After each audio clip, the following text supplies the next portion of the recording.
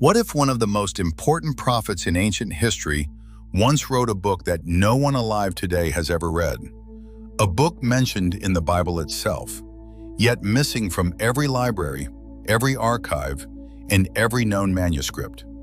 Scripture tells us that the prophet Samuel recorded history, but the writings attributed directly to him have vanished. So this raises a fascinating question. If Samuel the Seer wrote his own account of the events he witnessed, how might it compare to the biblical narrative that survived? Could it contain details that expand the story, perspectives that differ, or debates that ancient editors chose not to preserve? Today we explore one of the most intriguing mysteries of biblical history, the lost writings of Samuel the Seer, and what they might reveal about the world behind the Bible. Before we begin, it is important to approach this topic with clarity and respect. Exploring lost texts does not challenge the authority of the Bible. Instead, it helps us understand the historical world in which the Bible was written. Ancient historians, prophets, and scribes often produce many records, but only a small number survive the passage of time. The Bible itself openly acknowledges this reality. Throughout its pages, it refers to other writings, records, chronicles, and prophetic books that no longer exist today. These references remind us that the biblical narrative did not emerge in isolation. It developed within a rich literary culture where multiple accounts, reflections, and historical records were created. One of those references appears in the book of Chronicles. In 1 Chronicles 29:29, we are told that the acts of King David were recorded in the chronicles of Samuel the Seer, Nathan the prophet, and Gad the seer. This single verse reveals something remarkable. It suggests that Samuel himself wrote historical records, and that those records were once recognized as valuable sources. Yet the book attributed directly to Samuel the Seer has never been found. It is one of the many ancient writings known only by reference.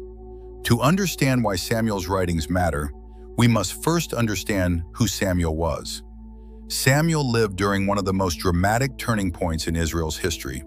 He stood at the boundary between two eras, the age of judges and the rise of monarchy.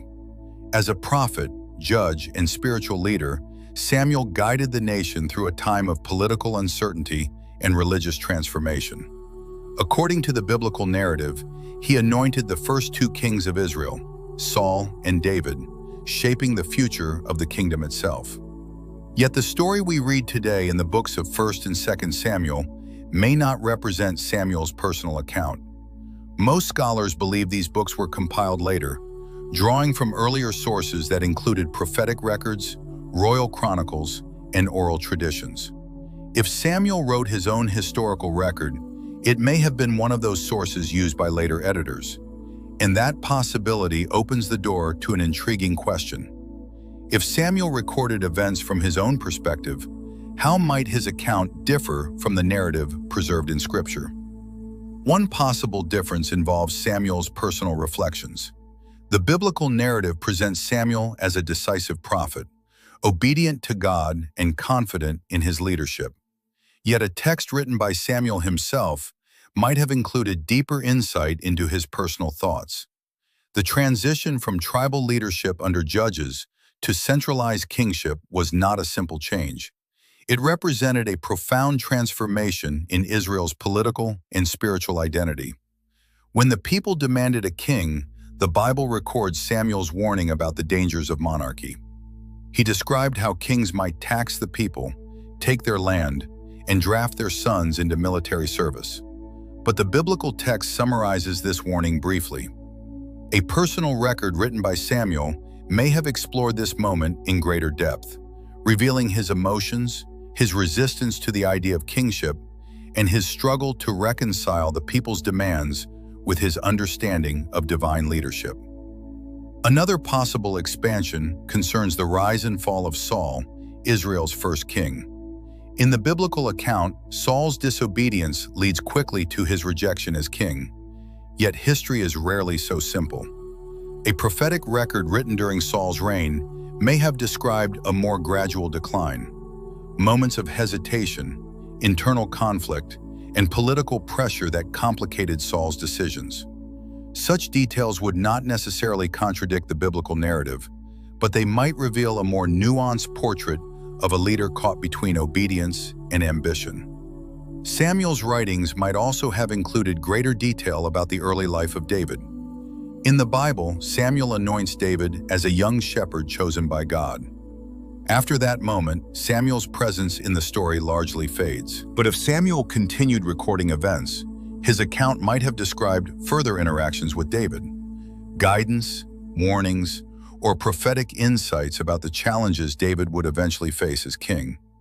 These possibilities highlight an important reality about ancient historical writing. Different authors often emphasize different aspects of the same events. A royal chronicle might focus on political achievements, while a prophetic account might emphasize moral and spiritual lessons. If Samuel wrote his own record, his perspective as a prophet could have shaped the narrative in ways that differed from later editors compiling the biblical text. Another area where differences might appear involves the laws and expectations surrounding kingship. According to the Bible, Samuel explained the rights and duties of kingship to the people when Saul became king. But the description in Scripture is brief. It leaves open the possibility that Samuel recorded a more detailed framework for leadership, guidelines about justice, authority, and responsibility under God's covenant. Such teachings may have circulated within Israelite tradition, even if the original document disappeared. Of course, we must also consider the realities of ancient record preservation. In the ancient world, manuscripts were copied by hand on fragile materials like papyrus or parchment. Without continuous copying, texts could easily vanish within a few generations. Wars, exile, and the destruction of cities often wiped out entire archives. Israel experienced several such disasters throughout its history. The Babylonian conquest in the 6th century BCE destroyed Jerusalem and its institutions, including royal archives and temple libraries. Many records were likely lost during this period. Later generations preserved the most essential writings, but countless other texts disappeared.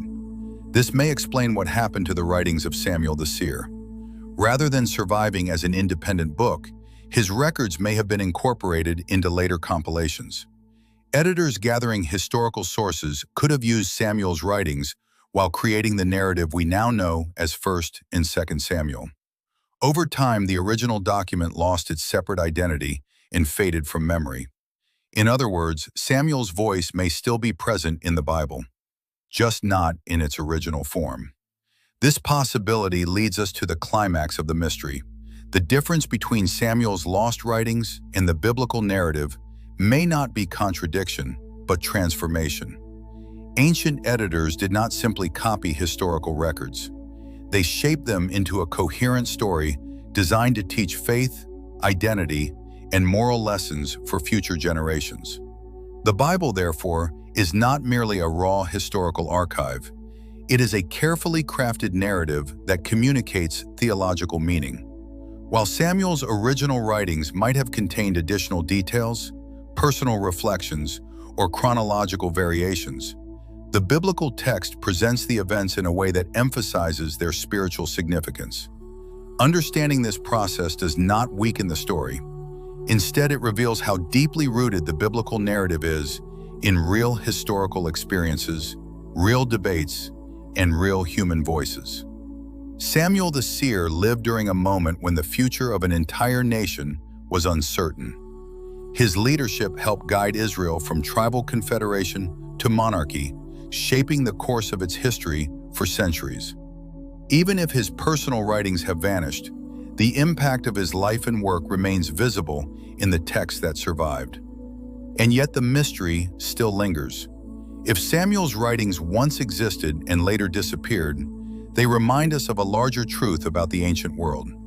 For every text preserved across centuries, many more have been lost. Hidden behind the pages of history are countless voices we can no longer hear. Historians, prophets, scholars, and scribes whose works shaped their societies, but did not survive the passage of time.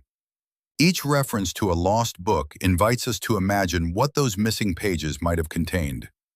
Additional history, personal reflections, debates that reveal how ancient people struggled to understand their world.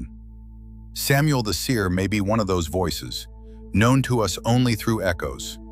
But those echoes are enough to remind us that history is always larger than the records that survive.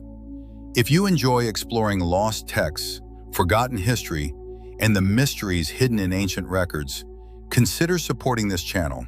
Subscribe and join this growing archive of discoveries, where we continue uncovering the stories that time almost erased. Sharing these videos helps keep the search alive and allows more people to explore the hidden corners of history.